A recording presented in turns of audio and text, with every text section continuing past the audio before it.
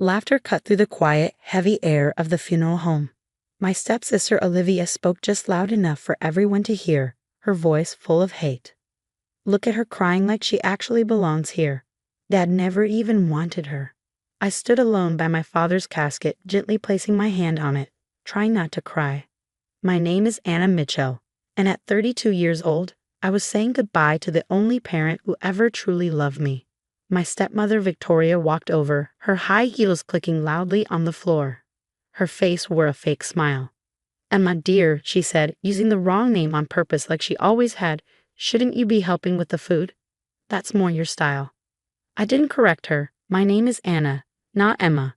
I wasn't the help. I was James Mitchell's daughter. But Victoria had spent 20 years pretending I wasn't.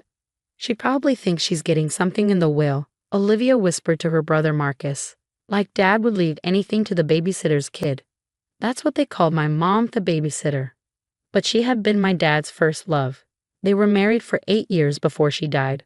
I was their wanted plan child. Victoria and her kids never cared about that. "I'm here to say goodbye to my father," I said quietly, holding back tears. "This isn't about money." Victoria laughed, cold and sharp. "Oh, sweetie, everything is about money. Why else do you think your father married me after your mother's little accident?" Her words hit me hard. Mom's car crash had shattered Dad and me. Then Victoria came in, acting like a kind neighbor. A year later, she and her kids moved into our house. Life was never the same.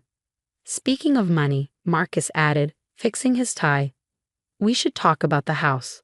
Olivia and I think it's time to sell. We'll be inheriting everything anyway."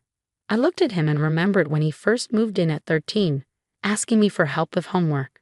Now he was just like Victoria, cold, proud, and selfish. "The lawyer will be here soon," Victoria said, checking her gold watch. "He told me James gave clear instructions." Her tone made me uneasy. In the final months, when Dad was sick, she kept me away, saying he was too weak. My messages were ignored. My calls never returned. But I had one thing. A note. A small, worn piece of paper in my pocket. The last message Dad had passed to his nurse Sandra before Victoria fired her. "Tell Anna I love her. Tell her to be patient. Tell her to remember the lighthouse." The lighthouse. The place where we scattered Mom's ashes. Our special spot. We went there every year on her birthday, until Victoria stopped it, calling it too depressing. At noon, the lawyer, Mr. Patterson, walked in. His face looked serious as he placed his briefcase down. Victoria rushed to greet him, smiling like a perfect widow. "Shall we begin?" she asked sweetly. "The family is ready." He nodded, but his eyes found mine. He looked at me with something I couldn't quite name, maybe not pity, but something close. It made Victoria's smile falter. "Yes," he said, opening his briefcase. "Let's read James Mitchell's last will and testament." Olivia clutched Marcus's arm, excited. Victoria stood between them, one hand on each of their shoulders like they were a picture-perfect family. I stayed by the casket, holding Dad's note and his last words, "Be patient." Mr. Patterson cleared his throat.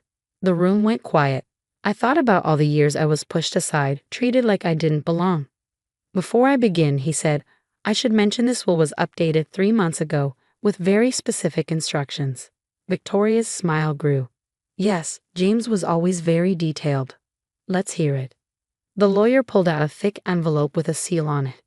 "Very well," he said. "But I must warn you, this may surprise some of you." Victoria's hands tightened on her children's shoulders. Her smile faded just a bit. And for the first time since Dad died, I felt a small spark of hope.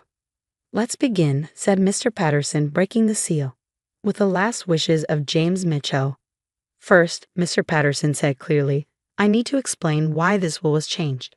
3 months ago, James Mitchell asked to meet with me in private because he was worried about what was happening around him." Victoria's face turned pale. "What private meeting?" "I handled all of James' appointments while he was sick." "Not this one," Mr. Patterson replied. "The meeting was arranged with the help of his nurse Sandra before she was suddenly let go."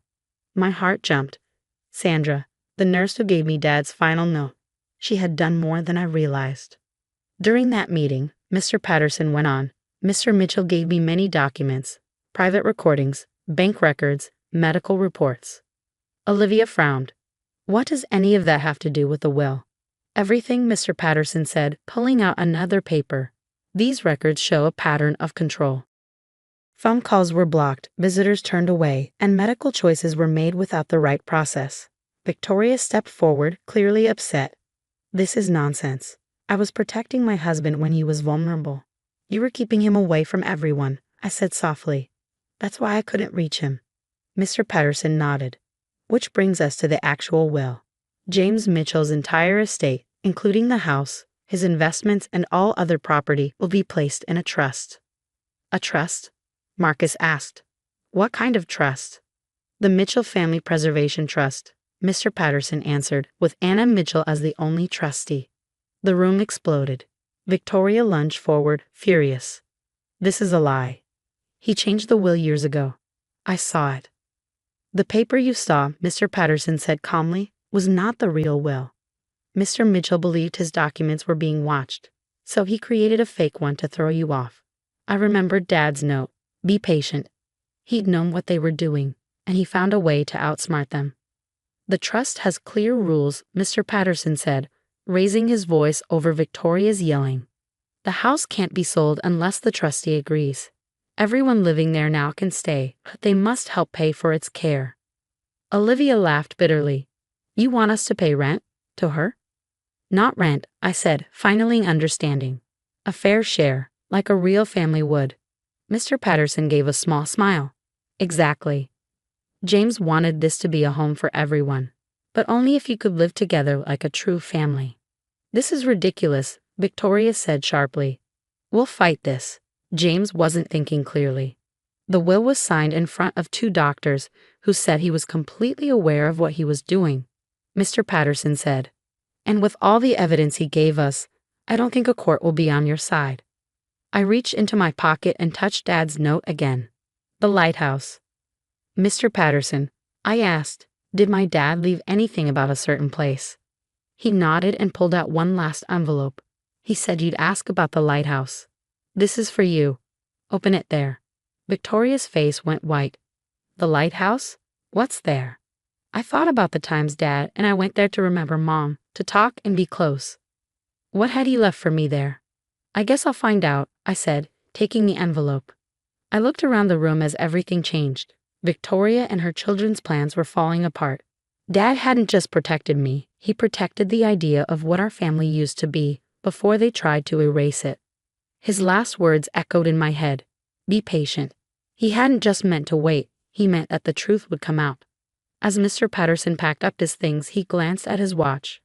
The lighthouse closes at sunset, he said quietly. If you're going today? I nodded, holding the envelope tightly. Whatever Dad had left for me there, I knew it would matter. And I was ready.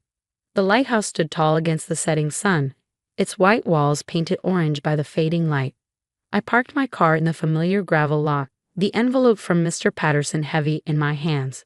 20 years of memories washed over me, Mom's laughter, Dad's stories, the peace we'd found here before Victoria changed everything. With trembling fingers, I opened the envelope. Inside was a key and a letter in Dad's handwriting. My dearest Anna, if you're reading this, then everything has happened as I planned. The key opens the lighthouse keeper's office. I made arrangements with the Historical Society years ago. Look behind the blue painting of the harbor. I'm sorry for the pain you've endured. When I married Victoria, I thought I was doing the right thing, giving you a complete family. By the time I realized my mistake, she had already begun isolating us, using my grief over your mother to manipulate both of us. But I never stopped watching, never stopped planning. Every cruel word, every scheme, every attempt to push you away. I documented everything. The evidence is all there, behind that painting, along with something else. Something Victoria never knew existed. Your mother and I had a dream for you, long before she passed. We wanted to protect you, to ensure you'd always have a place to call home. The lighthouse wasn't just where we scattered our ashes, it was where we built your future. I love you, sweetheart. Never doubt that. Dad. I climbed the familiar steps to the office, my heart pounding. The key slid perfectly into the lock.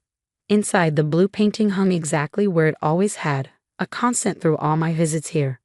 Behind it was a wall safe I'd never known existed. The combination was easy. My birthday, the same numbers Dad had used for everything important. Inside, I found a thick folder and a smaller envelope. The folder contained exactly what Dad had promised: years of documented evidence. Photos of Victoria tampering with our mail, recordings of her threatening the household staff, bank statements showing how she'd slowly siphoned away Dad's assets into private accounts. But it was the smaller envelope that made my hands shake. Inside was a deed and a partnership agreement dated 2 years before Mom's death. They had bought the lighthouse and the surrounding property through a private trust, converting it into a historical site with one condition: that their daughter would inherit the position of trustee on her 32nd birthday. I was now the owner of not just a family home, but a piece of history that had been mine all along. My phone buzzed. Victoria. I let it go to voicemail, already knowing what she'd say. Threats, demands, attempts to negotiate. But she had no power anymore. The evidence in this safe would ensure that. As the sun set, I walked out onto the lighthouse balcony, the same spot where we'd scattered Mom's ashes. The sea breeze carried the same salty sweetness it always had, and for the first time since Dad's death, I felt peace. We did it, Dad, I whispered to the wind. We really did it. The next morning, I called Mr. Patterson. Within a week, Victoria, Olivia, and Marcus moved out of the family home, their dreams of easy inheritance shattered. The evidence Dad had gathered ensured they couldn't contest anything without risking their own exposure. I turned the family home into a sanctuary for single parents transitioning through tough times, naming it after my mother. The lighthouse became a museum, sharing not just maritime history but stories of love, legacy, and justice. Sometimes, on quiet evenings, I climb to the lighthouse balcony and think about patience. Dad taught me that justice doesn't always come quickly, but it does come to those who hold on to their truth and never let go of love. Victoria and her children eventually moved to another state, their perfectly crafted facade crumbling under the weight of their exposed lies.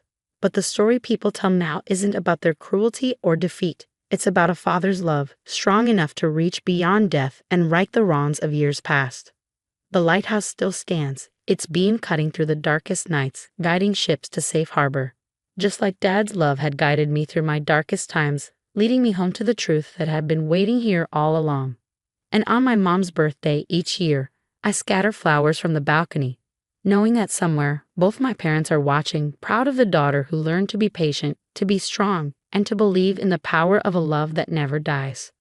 Some people say they hear laughter on the lighthouse steps late at night. A man and a woman sharing jokes and dreams about their daughter's future. I like to think it's them, still watching over this place they created for me, still celebrating the justice that finally came to light. In the end, it wasn't just about winning or losing an inheritance. It was about preserving the truth of what family really means, not the perfect facade that Victoria tried to create, but the messy, loving, authentic bonds that withstand even death itself.